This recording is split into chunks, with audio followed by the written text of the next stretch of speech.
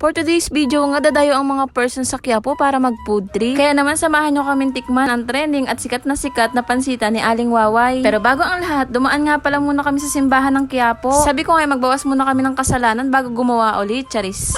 Linggo ng palaspas nga pala na nagpunta kami. At nang matapos na nga kami magsimba, pumunta na nga kami sa may pwesto ng pansita ni Aling Waway. At grabe, pagkarating nga namin talagang dinudumog yung pansita ni Aling Waway. Hindi lang pala puro pansit ang tinda ni Aling Waway, meron din silang kakanin. Bali yung kakanin nga pala ni Aling Waway, 50 pesos ang isang styro. Meron din pala silang lumpiang toge, 20 pesos ang isa. At kung nauuhaw ka nga, meron silang soft drinks at gulaman. Bali yung pansit, palabok at sotanghon nila ay 50 pesos ang isang order. Kaya naman umorder na nga kami ng aming makakain. Dahil nga siya Tomy na ang mga person. Hindi ko nga akalain na marami pala yung isang order nila. At grabe, sulit nga yung 50 pesos mo dito. At bukod nga sa marami na yung serving nila, malasa at masarap din. Bali located nga pala ito sa Hidalgos Street. Ilang metro lang mula sa Quiapo Church, katabi ng mga ukay-ukay. Kaya naman lumafang na nga ang mga person para matapos na kami agad dahil may mga nakapila pa nga sa mga likod namin. Nang matapos na nga pala kaming kumain, may mga nadaanan nga pala kami mga street foods. Ayan nga, at nadaanan namin ang favorite ni Chipipe na 2-3, pero ngayon ay 3-4 na. At sa katabi nga pala ng 2-3, meron ding grilled dried pusit na pinakaka-crave nga namin. Bali sa amin nga palang 3, ako yung first time nakakain nito.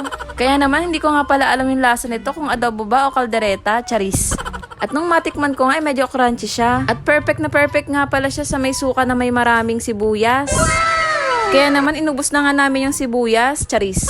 Naluto na rin pala yung pinaluto ng Chipipe at ng aming Disney princess na si Kenny. At hindi na naman nga nakapagsalita ang aming Disney sa sobrang sarap, charis. Ayun lang muna for today's video. Thank you for watching.